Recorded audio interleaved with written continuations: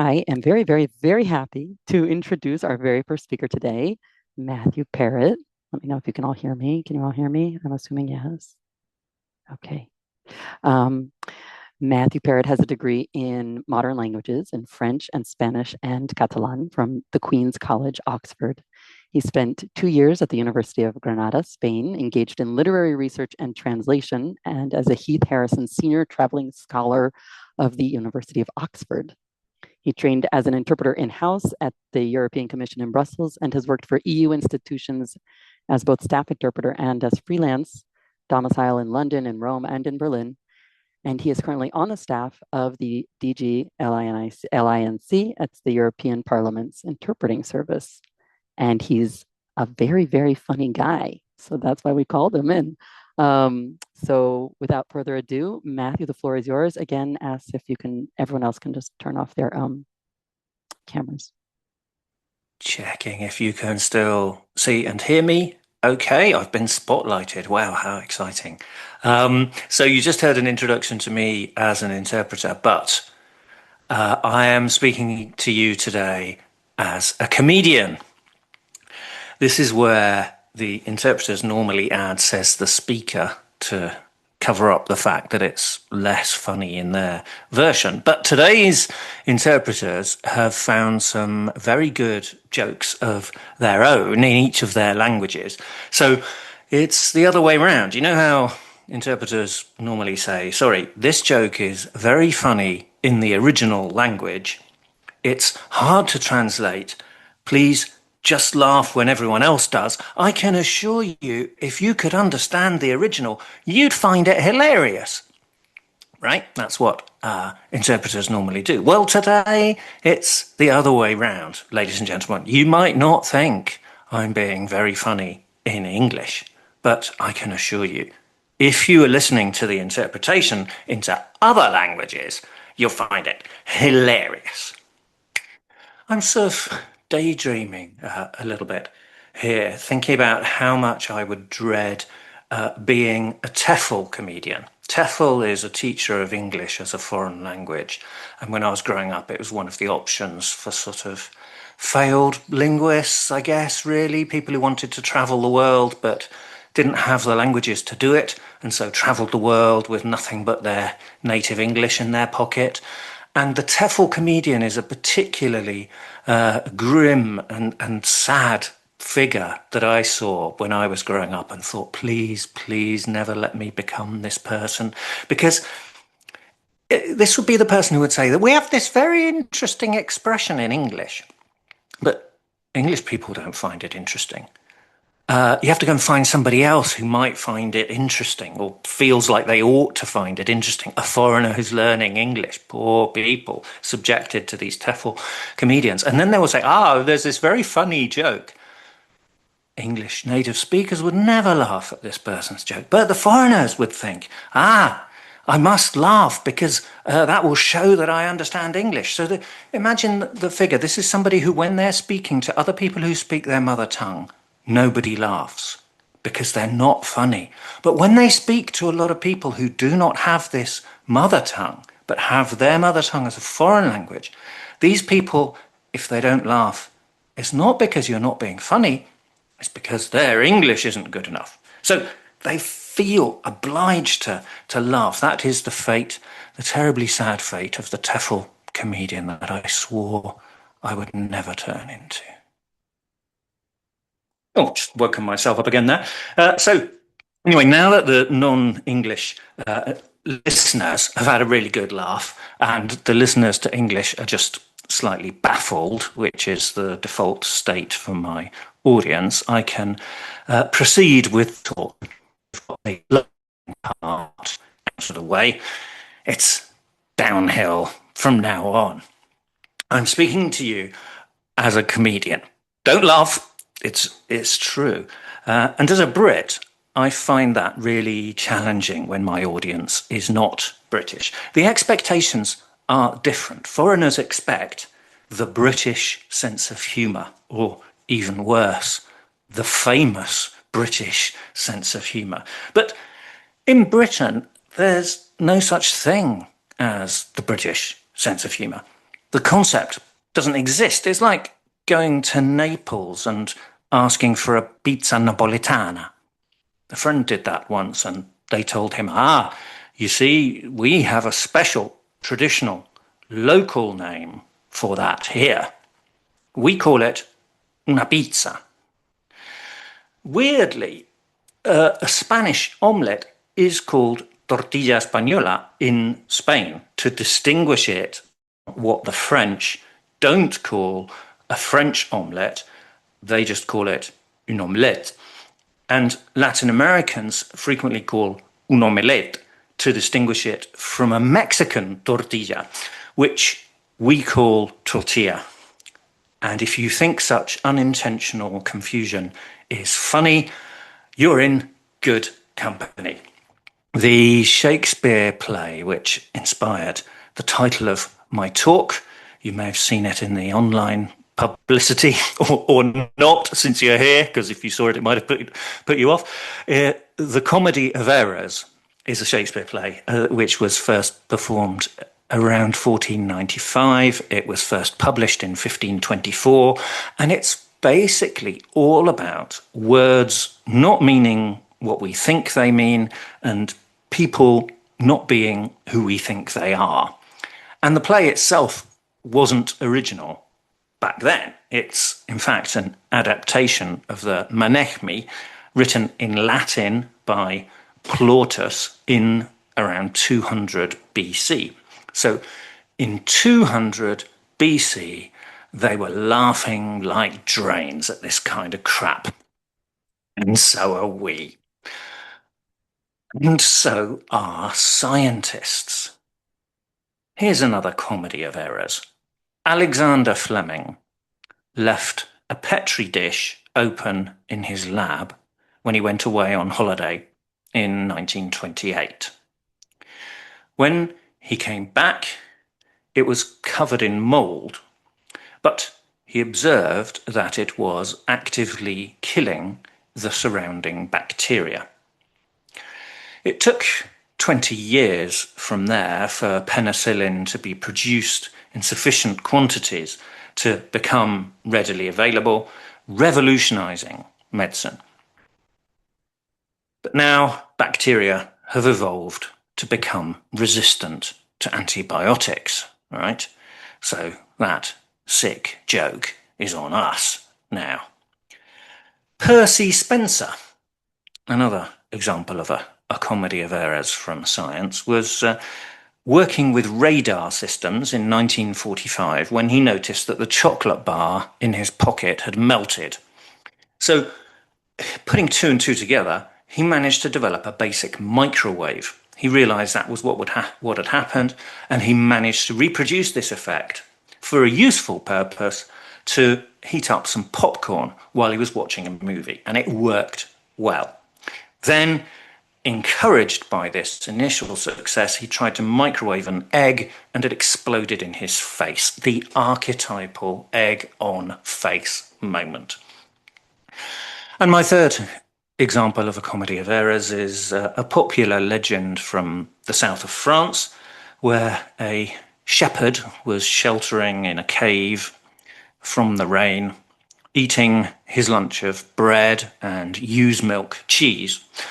When the sky cleared from the storm, he saw a vision of a beautiful girl passing by along the hillside, and he set out to speak to her, abandoning his picnic inside the cave. When he got back, he found that the bread had got mouldy and the cheese had turned blue. But he nibbled at it anyway and found it delicious. This could have been 1,000 years ago, because there is documentary evidence that the King of France granted a monopoly to the people of Roquefort in 1411 to make the traditional blue cheese, which, I quote, they had already been making for centuries. So this supposed error, which turned out delicious, goes back possibly 1,000 years. So next time somebody starts munching a stinky blue cheese in front of you, you can tell them to get back in their cave. A friend of mine, Joel Morris, is a comedy writer. And so when I was asked to talk about comedy, I felt I had to refer to his very good book. I don't get a commission on it. It's called Be Funny or Die. And it includes a lot of analysis of comedy, which doesn't sound very funny, and a lot of it isn't. But it is very interesting. No, a lot of it is funny as well, because he quotes jokes. And so I'm going to shamelessly quote a couple of great jokes from his book. So his theory is that there is basically only one joke. And it goes something like this. A man walks into a pet shop. I'd like to buy a wasp, please. Pet shop owner replies, I'm sorry, sir. We don't sell wasps. To which he replies, but you had one in the window yesterday. The audience isn't really looking for jokes. They're looking for clues so they can make their own jokes. In art history, this is known as the beholder's share. So if you think of the phrase, beauty is in the eye of the beholder, right? So what actually makes something beautiful is the fact that somebody's looking at it, the way somebody is looking at it, the eye of the person looking, the beholder, is what creates the beauty. The beauty is not just sitting there waiting to be discovered. The beauty is a kind of pact, a kind of deal which is created between something which is visual, which is given out, and something which is received. The way a person receives it is part of what makes it beautiful. So Ernst Gombrich is an artist who popularized this concept and analyzed the way that part, at least, of the beauty of a painting is actually supplied by the person who is contemplating it. And I think this applies to comedy too. It's a kind of pact between the speaker and the listener. Groucho Marx was offered membership of a club for his family. You remember he famously said, I don't want to be a member of any club which would admit me. Right? So this same Groucho Marx comedian was offered a membership of a club for his whole family. But it was made clear to him that they would not be allowed to use the swimming pool, of course, because they were Jewish. And his response to this was, my daughter's only half Jewish. Can she wade in up to her knees? This is basically the same joke. Again, it's based on the rule of construct. So somebody asks for something in a pet shop, or we have a situation of partial discrimination. This is confirmed, establishing a pattern. The pet shop owner responds in the way you would expect. And this specific rule is applied to one family member. So we have a kind of continuity from step 1 to step 2. And then step 3, confound. The punchline is a surprise. It appears formally to be a continuation of what has been confirmed. So in a sense, 3 comes naturally from 2, but in another sense, it takes us in a completely unexpected direction. So if that explanation is a bit abstract and complex, I'll just act out the way the listener is intended to respond to all of this, okay? So you hear 1, uh-huh. 2, yes. 3, oh. The analysis is not very funny, is it? They say analysing comedy is like dissecting a frog. You learn an awful lot about how its insides work, but the frog dies.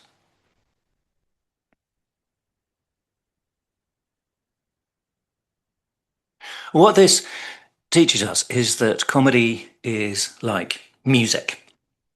Patterns, the anticipation, the surprise respond to certain structures which count more than the content.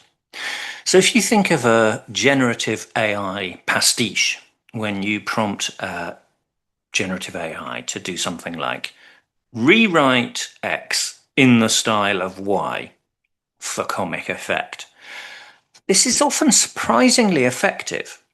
And you'd think that comedy is something that a machine couldn't do. But the reason pastiche can be done sometimes very well by AI, or at least very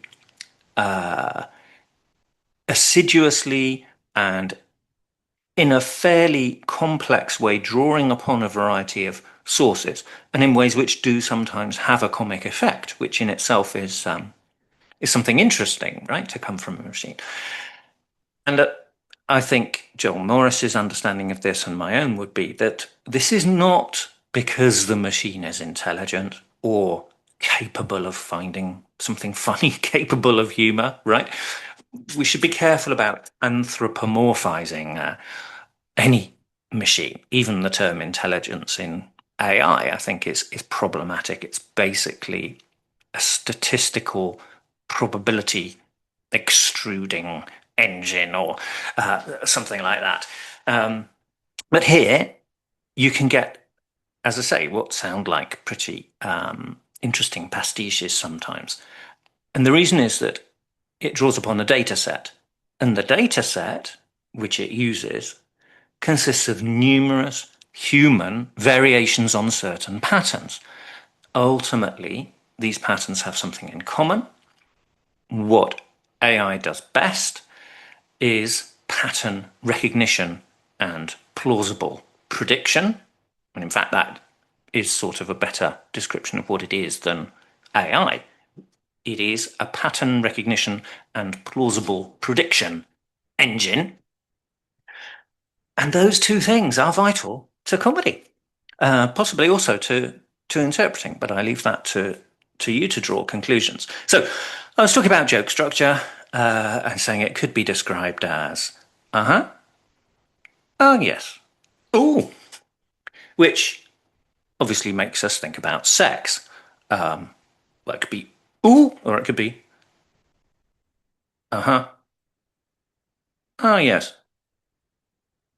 oh, as well, right? Different types of oh.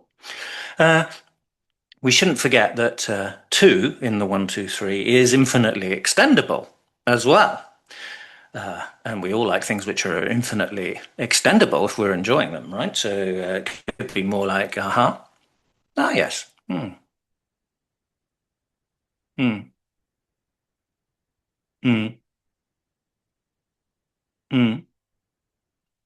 Yes, yes, I'm right back at the beginning again now. You could tell I'm starting the joke all over again. Mm, mm. No, it's gone again. Oh, I see. Yeah, it's very funny. Can we leave it there? And sex is a touchy subject. Everything I say now sounds awful. Is a touchy subject, touchy feelings. No, it's a sense. What I'm trying to say is, it's a sensitive subject, which brings me on to the idea of comedy causing offence. Right, the limits of comedy. People talk a lot about cancel culture these days, and there are a lot of older comics, particularly saying things like, oh, you can't say anything these days, and so on. So I wanted to examine that briefly, because if we agree that there's only one joke, which, as Joel illustrated, can be subject to infinite variations of content, and as I had endeavoured to illustrate, can be infinitely extendable.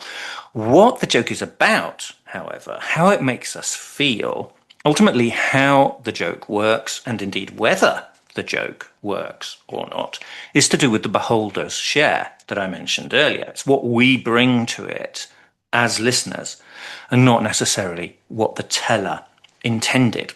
And to convey this point, I think it's helpful if we remember bad jokes. Bad jokes make this point very well for us. You describe something which made you laugh at the time, but it falls flat. Why? You laughed at the time, but now, when you retell it, nobody laughs. So you add, oh, I guess you had to be there. Or you retell a famous comedian's joke and nobody laughs. I guess reproducibility fallacy. This is another part of our comedy of errors. This is an error in comedy, the reproducibility fallacy. If the joke were just the words, then they could be repeated and the joke would be repeated. But if you agree that the joke is actually the reaction of the people listening, then if the audience changes, the joke changes. It cannot be reproduced. A professional comedian cannot blame the audience for not having a sense of humour. It was your job to make them laugh, and you blew it. And that's the real comedy of errors. Failing to make people laugh is a really important part of learning to make people laugh. Just like miscommunication teaches us a lot about communication. When I was growing up, I would often hear kind of these friendly arguments between my parents where my mum would say something like, but you know that when I say A, I mean B. So why didn't you act on the basis of B? And my dad would say, well, no, because you said A. She'd say, yeah, but you know that when I say A, what I mean is B. And then my dad would say, well, if you mean B, why can't you just say B instead of making me try to guess what it is you mean and so on? So within one language and in all of our interactions, in a way, I think there's a huge scope for there to be a difference between what people say and what they mean, and whether people choose to say what they mean or what their own relationship to the truth and meaning is. It's a human thing that can vary, right? And if that's true, then I can sort of understand why the playwright David Mamet said, this was in terms of advice to actors when you're trying to understand your motivation in a scene. And he said, people may not always say what they mean, but they always say something guaranteed to help them get what they want. Or they say something that they think will help them get what they want. So in terms of one's motivation in the scene, it's always good to think, why does this person say this in terms of what they want to achieve, rather than what is the relationship of this statement to the outside world?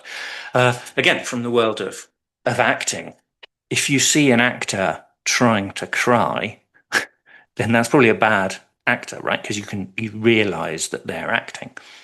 But if you see somebody on stage who looks like they're trying not to cry, then that is quite moving, and it makes you feel empathy for their need to cry. And so as an audience, we love it and we feel that they're a good actor. So paradoxically, if you're the actor and the part requires you to cry, what you have to do is try not to cry. And you only have to think about trying not to corpse. So laughing on stage when you're not supposed to laugh on stage is contagious. Just think back to primary school. Trying not to laugh is one of the most laughter-provoking things in the world. So it's all about the relationship between listener and teller. And earlier I said, when you're retelling a joke of a famous comedian, you say it's the way she tells them. I didn't say the way he tells them. When I was growing up, there were few female comedians, and some men would even say sometimes, I don't think women can be funny. And here I think it's very important to look at professionalization. if you earn a living from comedy, you see what that means, as opposed to just making people laugh in everyday life. When people make other people laugh in everyday life, people say, "Oh, you should be on TV. You should be a comedian. You should have a Netflix special."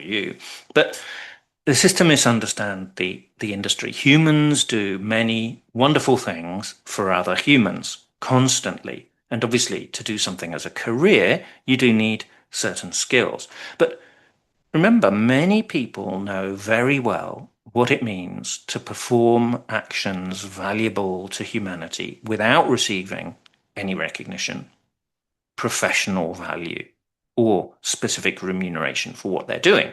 Ask carers. So, might it not be that in the 1970s and 80s, women were making other people laugh without this being recognized as a professional skill akin to men making men laugh on stage over a pub? And even if that's true, you can't necessarily make a Netflix special just because you make people laugh in real life due to the beholder's share that I mentioned earlier. Who's your audience? Is the Netflix global audience just like a massive version of your friend group or your local pub? If so, you're good to go. But this is where I think a lot of bizarre statements about political correctness and the limits of comedy and so on come from. A failure to understand the beholder's share. It often seems to me that there are a lot of white men saying, "You're not allowed to say anything anymore. You can't make jokes like that anymore in case it offends somebody. Everybody keeps getting offended these days." When in fact, it's simply that they were making jokes which required a certain complicity, and the audience has changed. I personally would argue that our societies, Western societies like the British, have changed for the better in that respect by including more diverse perspectives. Obviously, there are all sorts of social changes.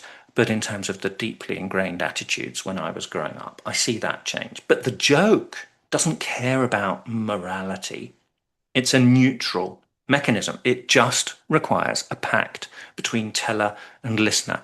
And the teller has to respect the listener's reaction, not say aggressively, "Why aren't you laughing? You offended," or something, as if people can be bullied into laughter.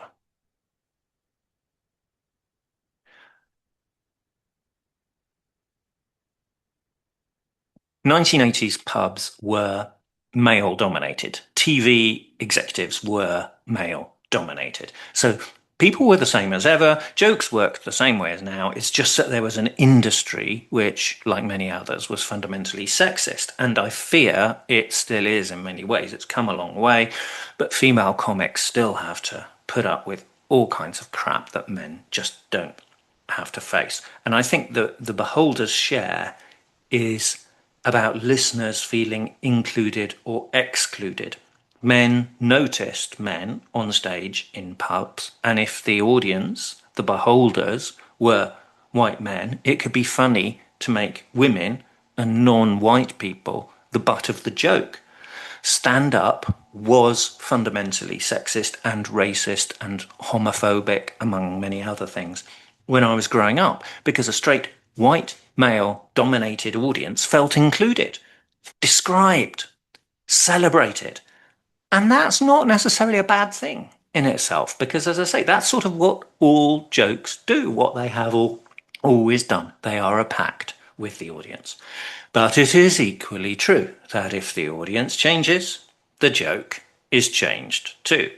And pubs in London in 2026 are more diverse. There are a lot more beholders bringing new reactions into the mix. So, as I limp towards my conclusion, here's the same three-part joke as ever, but given some 2026 content by a female bisexual comedian, Catherine Bohart. And you might want to remember the 1, 2, 3 just to prove that it's the same joke as ever. I suppose lesbian sex is a bit like cricket. in that it goes on forever, and there's a lot of men watching it at home, alone, on the internet. So you remember Groucho Marx's setup about the anti-Semitism, the prejudice in the club? We started with that setup, but then his punchline included us on the side of the good people, because we're laughing along with him, right? And that sort of makes us feel good about ourselves. We're on the side of the good people who find prejudice absurd. That's one of the lovely things about the Groucho Marx joke. Catherine Bohart's setup, 100 years later, sounds like anti-lesbian prejudice. But the punchline does what exactly? It definitely includes us if we are non-heteronormative, men or women. When I saw it performed live, the kind of huge bellowing laugh it got suggested a lot of straight men who watch internet porn felt seen and laughed anyway. They were included, not excluded. Wasn't really judgmental about them. If it's anti anything, it's anti cricket, but more as an innocent incomprehension of the sport.